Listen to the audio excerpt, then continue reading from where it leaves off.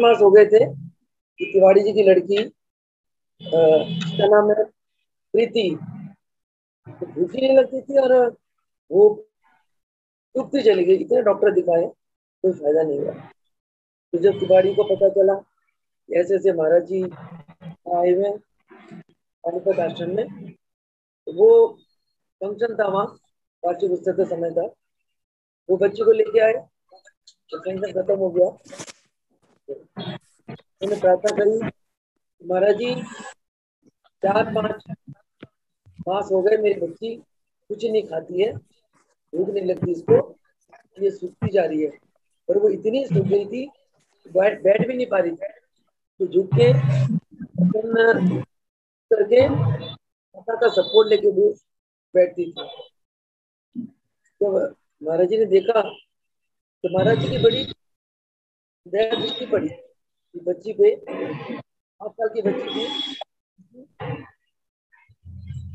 महाराज जी ने मुझे बुलाया, जयंती इधर आओ। महाराज जी कहते जाओ मंदिर से ना प्रसाद ले आओ। मैं भागी, मेरे हाथ में 5 फल आए, जो आए मैं सब नहीं, मैंने महाराज जी के चरण रखे। महाराज जी ने 5 फलों को उठाया, फलों पे ऐसे दृष्टि डाली, डाल के मुझे कहते हैं हाँ ये बच्ची को खिला दे। तो वापस कहते कि 4-5 महीने से बच्ची कुछ भी नहीं खा रही थी, पानी भी नहीं पी रही थी, तो जा ही नहीं रहा, वो 5 फल कैसे खाएगी। तो बिल्कुल मेरे सामने की बात है, मैंने उसे एक फल के साथ आ गई, दूसरा खिलाया, खा गई, 5 फल खा गई। मैं बताऊं, 5 फल खाते ही वो लड़की जैसे जैसे झुक बैठी हुई थी और बस सीधी खड़ी हो गई, सीधी बैठ गई। थोड़ी देर बाद मैं क्या देखती हूँ, वो अपने खड़ी हो गई। महाराज जी बैठे हुए थे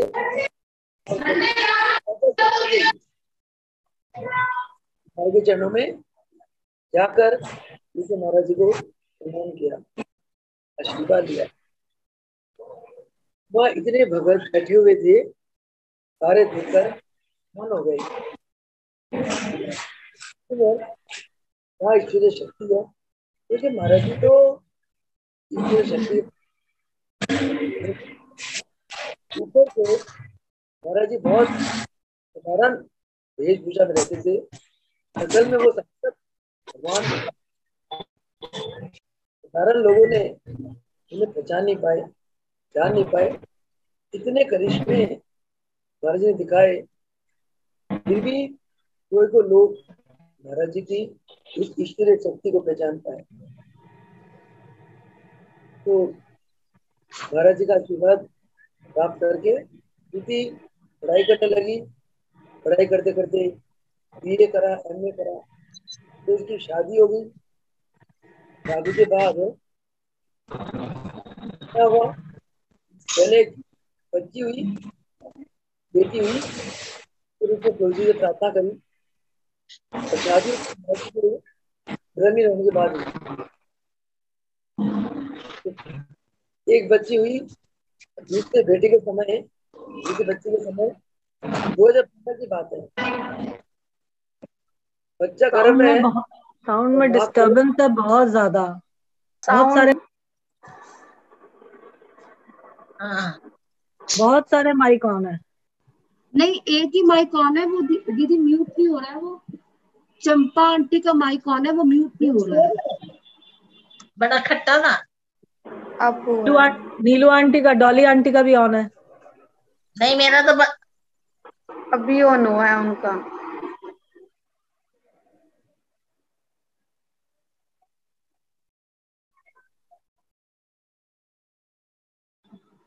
हो गया। आशी जी हो गया सबके हाँ म्यूट। जी, तो म्यूट हो गया। अरे प्रवचन के समय सब लोग म्यूट कर लिया करो, मेरे को बोलते हुए डिस्टर्बेंस होती थी। चलो, तो 2015 में आपको पता कि डेंगू बहुत फैल रहा था। उन दिनों में प्रीति के घर में बच्चा था, उसने मेरे को फोन करा कि दीदी ऐसे ऐसे बच्चा घर में है, इस इसने दीपा ने फोन करा कि प्रीति को ऐसे ऐसे गर्म में बच्चा है, उसको डेंगू हो गया, क्या करें। मैंने कहा कोई बात नहीं, जहाँ प्रीति बचपन में इतनी बीमार हो गई थी, अब महाराज जी ने इसे बचाया, अभी भी महाराज जी बचाएंगे। मैं कोई बात नहीं दीपा, प्रीति को बोलो महामंत्र का जाप करे, जितना हो सके उतना जाप करे। बच्ची ने खूब जाप करा। और एक कहता ना कि एक कहावत है ना, जाके राखे साइया मार सके ना कोई, जिसका रखवाला है राम उसका उसका सभी समारे काम, ऐसा भजन है। यानी कि जिनका राम भगवान रखवाला है, उसकी कुछ भी सभी बिगड़ी बन जाती है। तो प्रीति जैसे खूब जाप करने लगी और दिल से महाराज जी को पुकारा। वो क्या देखती है, बच्चा के जन्म से पहले उसका डेंगू का बुखार धीरे धीरे उतर गया, और जिस दिन बच्चा होना था वो बिल्कुल नॉर्मल थी, बिना ऑपरेशन के बेटा हुआ। पहले बेटी थी, बेटा ही चाहती थी वो। अभी बच्चे बड़े हो गए उसके, और दोनों बच्चों के साथ प्रीति आज भी सुखी है। देखो 8 साल की बच्ची, कहाँ तो कोई इलाज ही नहीं था, डॉक्टर ने जवाब दे दिया था, फर्क ही नहीं पड़ा था। तो ये बच्ची कैसे ठीक हो गई, बड़ी हो गई, पढ़ लिख गई, शादी हो गई, दिल्ली में शादी हुई, बच्चे 2 हो गए। किसने करा, हमारे गुरुदेव की ईश्वरीय ताकत ने करी। ऐसे गुरुदेव को बार बार नमन करते हैं। इस प्रकार एक बार की बात है, गंगानगर के, ये भी मेरी आंखों देखा हाल है, गंगानगर के विमल शर्मा करके एक भगत है। तो उनकी धर्मपत्नी को भी ऐसा हुआ कि गर्भावस्था में उनको बहुत परेशानी हो गई। क्या परेशानी हुई, गर्भावस्था में उनकी वाइफ को, राम दुलारी को, कविता की मम्मी, कविता तो दिल्ली आश्रम में बहुत साल रही है हमारी सेवा में, कविता की मम्मी को पीलिया हो गया। तो कविता के पापा विमल शर्मा का मुझे फोन आया, बहन जी ऐसे राम दुलारी को गर्भावस्था में है और उसको पीलिया हो गया, और डॉक्टर को बहुत दिखाया, तो आराम नहीं आया। मैंने कहा कि भाई अप्रैल में रामनवमी है, रामनवमी ले आओ हरिद्वार, शायद महाराज जी की कृपा हो जाए। तो रामनवमी लिया आकर उन्होंने प्रार्थना करी कि महाराज जी ऐसे से हमारी बच्ची को, हमारी वाइफ को गर्भ है और पीलिया हो गया, और डॉक्टर को बहुत दिखा लिया, आराम नहीं आ रहा। महाराज जी ने आशीर्वाद देते हुए फरमाया कि सुबह नहा धो के आरती के बाद आ जाना मेरे पास। तो अगले दिन नहा धोकर आरती के बाद रामदुलारी बहन जी, हरिद्वार आश्रम की बात है, मार्केट जन्माई, और भाई ने मेरे से कहा कि चल चंवर ला, मोर पंख है ना चंवर, चंवर लाकर उसके ऊपर रामदुलारी बहन जी के ऊपर झाड़ा लगाया। मेरे देखते देखते झाड़ा लगने की देर थी, उसका पीलिया उतर गया। बताओ ये कौन सी दवाई है ये कौन सा इलाज है, सिवा गुरु की ईश्वरीय ताकत के कुछ भी नहीं है। ईश्वरीय शक्ति में बहुत बल है, ईश्वरीय पावर है, उसका तो कोई मुकाबला ही नहीं है। ये पावर केवल पूर्ण सतगुरु के अंदर होता है, क्योंकि पूर्ण सतगुरु की आत्मा इतनी उठी होती है, इतना उनका तप होता है, संयम होता है, तो वो हर पल केवल परहित में रहते हैं। आप देखो जितना आप इसकी सेवा करोगे निष्काम, उतनी आपकी ईश्वरीय पावर हो जाए वो बढ़ती चली जाएगी। मैंने तो स्वयं देखा महाराज जी का तो जीवन की हर घड़ी हर पल भक्तों के लिए थी। हर एक भगत को मैंने आशीर्वाद दिया। ये कारण है कि महाराज जी ने इतना बड़ा समाज भगत समाज बनाया कि महाराज जी का ही क्रिएशन। महाराज जी ने भगत समाज को क्रिएट किया। फिर झाड़ा लगाने के बाद महाराज जी ने उस देवी को अपने वरद हस्ते चरणामृत दिया। उसके बाद 4 बेटियों के बाद वो बेटा हुआ। आज भी उनका सारा परिवार जो है ना बहुत आनंद में और सुख में जीवन बिता रहा है। ईश्वरीय शक्ति का ये फल है, प्रभाव है। इसी प्रकार मैंने देखा महाराज जी की वाणी में बहुत शक्ति थी, जिसको कहते हैं वाक सिद्धि। महाराज जी के अंदर वाक सिद्धि थी। एक बार की बात है, मैंने शायद सत्संग में पहले भी आपको बताई होगी, आज फिर इसको दोहराती हूँ। अंजू की मम्मी कमलेश सचदेवा एक बार बीमार पड़ गई कि इनके यूट्रस में रसौली हो गया। और अंजू के जो बड़े मामा हरभजन चावला जी, वो महाराज जी के बहुत ही अनन्य भगत रहे और उन्होंने पूरे परिवार को ही महाराज के भगत बना दिया।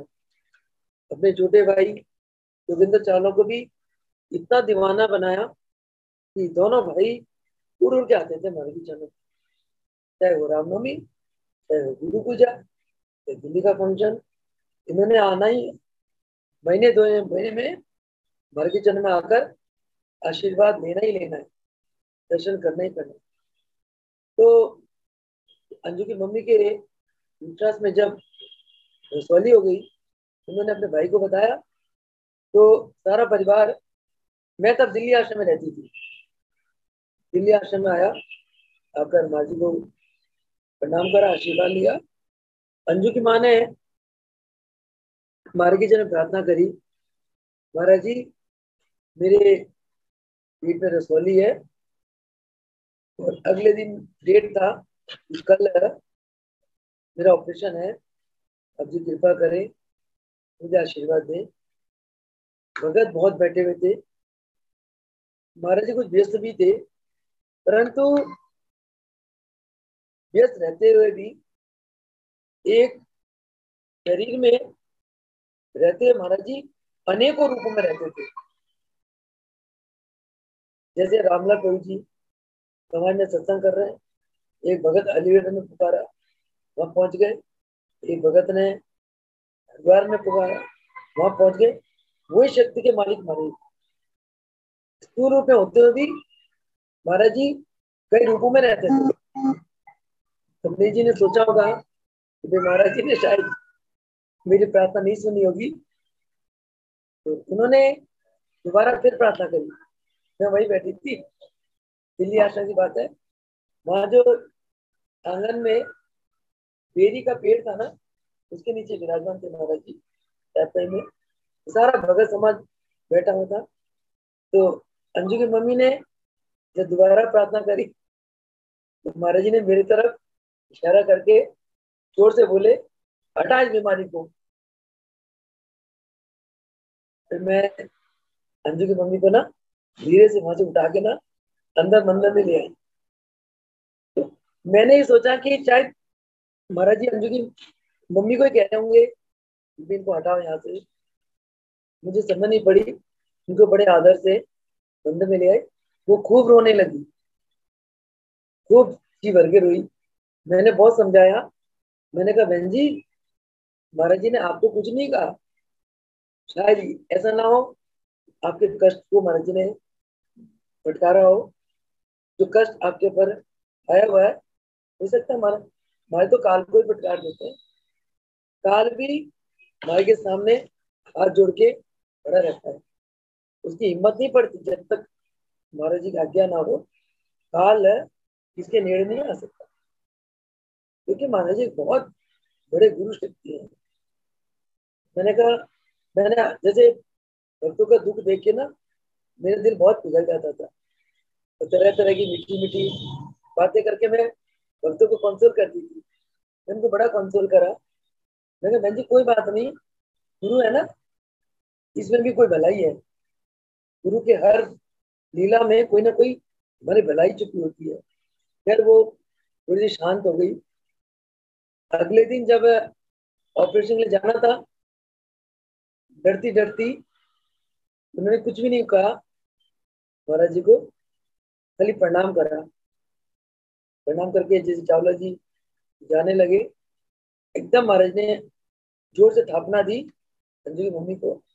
प्रणाम करते ही कहते, जा माई, प्रभु कृपा करेंगे। जब मैं देखती थी, जब महाराज जी ये शब्द बोलते थे ना, प्रभु कृपा करेंगे, वाकई कृपा हो जाती। कहते, जा माई, प्रभु कृपा करेंगे। फिर चले गए ये लोग, डॉक्टर के पास गए।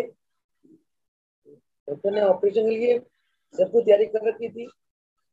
तो कोई भी डॉक्टर, दुनिया डॉक्टर जब ऑपरेशन करता है, तो वो एक बार चेक जरूर करता है, भाई इतना, कितनी रसौली है, कितनी बड़ी है, ऑपरेशन करना है, तो कुछ चेक करते हैं दूरबीन से। डॉक्टर ने जब चेक करा, वो डॉक्टर इतना हैरान हो गया, कहते रसौली तो है ही नहीं। चावला जी, अंजू की मम्मी सब हैरान हो गए, भाई रसौली तो थी। उसी डॉक्टर ने ऑपरेशन का डेट भी दे रखी थी, और रसौली गायब हो गई।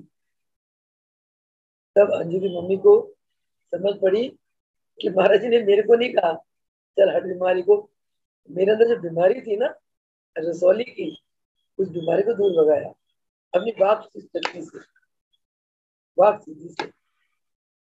फिर तो अंजू की माँ इतनी गदगद हो गई, इतनी गदगद हो गई, आके एकदम महाराज के चरणों में खूब शुक्राना करने लगी। महाराज जी, आप ही ने मुझे इतने बड़े ऑपरेशन से मुझे बचा लिया। उसके बाद वो इतनी श्रद्धालु हो गई। महाराज जी ने जो बरेली में शायद बांके बिहारी मंदिर कैंप लगाया था, कैंप के बाद वहाँ इतनी करिश्माएं हुई, तो योगा क्लास चालू हो गई। योग क्लास में अंजू की मम्मी देवियों को योग कराती थी, और हरभजन चावला जी पुरुषों को योग कराते थे। बहुत साल अंजू की मम्मी ने बरेली में योग कराया। उसके बाद प्रभु कृपा से आज 15 साल से करनाल कुरुक्षेत्र हमारे संपर्क में है। ये भी प्रभु की कृपा है कि जब घर में थी तो योग की सेवा करती थी, बच्चियों से फ्री हो गई, बच्चों को शादी भी कर दी, गुरु के घर में आ गई। तो करनाल हो, तो कुरुक्षेत्र हो, गुरु के घर में अपना आनंद में, भजन ध्यान में जिंदगी गुजार रही है। इसी प्रकार महाराज जी की हमारे पर, सभी भक्तों के पर बहुत बहुत अथाह कृपा है। गुरु की कृपा तो कोई वर्णन ही नहीं कर सकता। कभी कबीर कहते हैं, सब पर्वत स्याही करूं, फूल समुद्र मचाए, धरती का कागज करूं, प्यारे सतगुरु तुझी ना सुनो। गुरु की महिमा का कोई अंतिम नहीं। आज मैं पढ़ रही थी, जैसे पिछले सत्संग में, ज़ूम मीटिंग में बहुत बहुत समय भक्तों ने अपनी बीती बहुत घटनाएं सुनाई। हमने उन घटनाओं को लिपिबद्ध कर लिया। मेरा मन है उन घटनाओं का एक पुस्तक के रूप में प्रकाशित किया जाए। आजकल वो घटनाएं मैं पढ़ रही हूँ। पूनम की घटना पढ़ रही थी, जो एसके वासुदेव जी की बेटी पूनम मेहता। इस प्रकार उनके बच्चे के ऊपर, हिमाचल की बात है, बिलासपुर की बात है शायद, उनके बच्चे के ऊपर केमिस्ट के शॉप में एक लोहे का पूरा ढांचा है, वो गिर जाता है, बच्चा बिल्कुल सेफ है। उसके बाद एक बार मैंने इसकी घटना पढ़ी कि वहाँ किसी प्रेमी सहेली के कहने पे कोई मंदिर में गए थे ये लोग, वहीं हिमाचल में दर्शनों के लिए। बाई चांस वहाँ इनका पर्स रह जाता है और ये लोग आ जाते हैं वहां से। इतना मंदिर वो भीड़ था, उतने दर्शनार्थी को तांता बंधा होता, और जैसे प्रभु जी ने उस पर्स को एकदम डार्क कर दिया, अंतर्ध्यान कर दिया, किसी की नजर नहीं पड़ी उस पर्स पर, इन्हें वो पर्स मिल जाता है। वहां बताती है ज्वेलरी रखी थी, पैसे पैसे रखे हुए थे, मतलब गुरु पल पल इतनी रक्षा करते हैं। और जैसे ये एक और घटना मैंने पढ़ी, वहाँ चंडीगढ़ में योग कराती थी महाराज जी के आशीर्वाद से, भागी भागी घर आना, बड़ा कॉलेज में तैयार होना, बस बस एकदम मिल जाती थी, बस अड्डे तक जाना ही नहीं पड़ता था। और एक दिन गलत जगह उतर गई, देखो प्रभु जी इसकी सहेली के रूप में आ गए। ये परेशान हो गई, आज तो मैं लेट हो जाऊंगी, आज मेरी क्लास मिस हो जाएगी। प्रभु जी को पुकार ही रही थी, प्रभु जी ने एक सहेली के अंदर प्रेरणा दे दी, जा मेरी बच्ची परेशान हो रही है, उसको लिफ्ट दे, उसको क्लास तक पहुंचा के। ये क्या चीज है? ये सब हमारे गुरुदेव की अथा शक्ति की कृपा आशीर्वाद, उनकी ईश्वर शक्तियों का प्रभाव है। मेरे साथ बीती हुई सन 1972 में मैंने दीक्षा ली, 73 की बात है। मैं और मेरे पिताजी और मेरे माताजी, हम लोग गए चांदनी चौक, शॉपिंग वॉपिंग करनी थी, सामान वामान लेना था, तो बस में गए थे और फिर बस से तिलक नगर आना था। हम लोग तब मुखर्जी नगर में रहते थे, मुखर्जी पार्क। तो क्या हुआ, मेरा काला पर्स, बड़ा उसे पैसे पूछे रखे थे, काला पर्स में बस स्टॉप पे भूल आई, बस स्टॉप पे भूल आई। पिताजी में मम्मी माँ हम तीनों आ गए, और जब तिलक नगर पहुंच गए तो मैंने कहा मेरे पिताजी मेरा पर्स तो रह गया। कहते कहाँ रह गया? मैंने कहा वहाँ बस स्टॉप पे रह गया। कहते फिर? मैं कहा पिताजी आप और माँ घर जाओ, मैं जाती हूँ। आप बता कहाँ? चांदनी चौक और कहाँ तिलक नगर। मैं तिलक नगर से दोबारा बस ली, फिर चांदनी चौक गई। अब यकीन मानना बस स्टॉप पे मेरा काला इतना बड़ा पर्स ऐसा कैसा टंगा हुआ है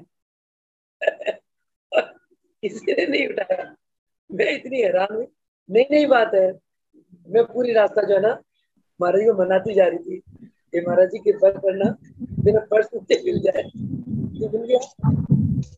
ऐसे करके बहुत बातें हैं, अनंत बातें, इतनी गाथा गाए महापुरुष का। इस चैप्टर को हम आगे और बढ़ाएंगे, और बहुत सारे भक्तों के जीवन की ऐसी अलौकिक घटना है जिनको प्रकाश कर डालेंगे। जिन घटनाओं का सार क्या है कि गुरुदेव ने उन भक्तों को अपनी योग शक्ति से दुखों से बचाया, कष्टों से बचाया। इसके ऊपर कल प्रकाश डालेंगे। ये जो पाठ हो रहा है, इस पाठ में जो हम गुरुदेव के प्रति श्रद्धालु बन रहे हैं, हमारी भक्ति जाग रही है, ये पुण्य कर्म है। हमने यही संकल्प लिया, हे प्रभु इस पुण्य सारे कर्मों का फल हमारे आदरणीय बड़े भाई जो घोड़े के दिन पहले 7 तारीख को 7 अप्रैल को दिनेश्वर गाय को छोड़ गए, तो विश्वास है उन्हें आप जी के चरणों में तो सारा पुण्य आदरणीय को मिले, ताकि वो हमेशा हमेशा उनकी आत्मा को शांति मिले, आनंद मिले, और आपके चरण शरण में रहकर आपके चरणों में उनका सदा सदा के लिए वास हो। इसी शब्दों के साथ आज का सत्संग को विराम देंगे। तो सुखदेव भगवान की, योग योगेश्वर महाप्रभु रामलाल जी की जय हो। जय हो केशव भगवान की जय हो। जय हो सुखदेव भगवान की जय हो। चलो।